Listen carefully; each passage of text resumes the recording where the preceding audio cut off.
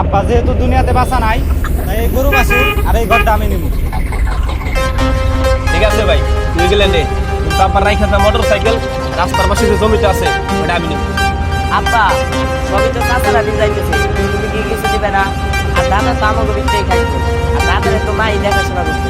হ্যাঁ বাবা, সম্পত্তি তো আমারও লাগবে। আপনার রেখে যাওয়া সেই স্মৃতি হিসেবে দুইটা জিনিস আমার লাগবে, আর যা আছে ওরা সব নিয়ে। ভাই, আব্বা যে ঘরে থাকতো ওই ঘরটা আমার লাগবেই, কারণ ওই ঘরটা আমি নিজের হাতে বানাইছি। জুয়েল, তোর ঘরের সাথে যে ঘরটা আছে এটা আমি নিব। হয়তো একটু পুরনো হয়ে গেছে, সমস্যা নাই, আমি ওটা সারাই নেব। ভাই, বাকি রইল টাকা। এই দুইটা জিনিস আমরা তিন ভাই বাজার প্রয়োজন মতো ব্যবহার করতে পারি, কিন্তু ভাই সবই তো আমরা নিয়ে নিলাম। আব্বা রেখে যাওয়া শেষ স্মৃতি একটু বলেন আমাদের।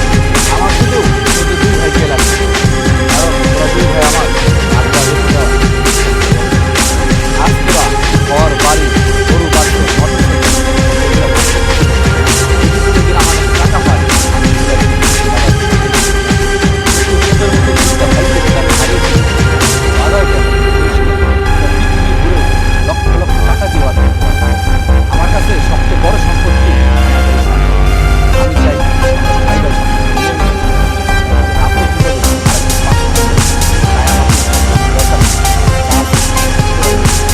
শোন ভাই, তোদের একটা কথা বলি, ভাইদের দুনিয়াতে মিলে মিশে ঝগড়া বিবাদ মন মালিন্য প্রত্যেক ভাইয়ের মধ্যে এগুলো কিন্তু বড় ব্যাপার হলো রাত ভেঙে তারা একে অপরের পাশে থাকে। আমার মনে ভালোবাসাটা আজ যদি সম্পত্তির জন্য আমরা আলাদা হয়ে যাই, তাহলে মানুষ বলবে আবার চলে যাওয়ার পর আমি না পেয়ে গেছি।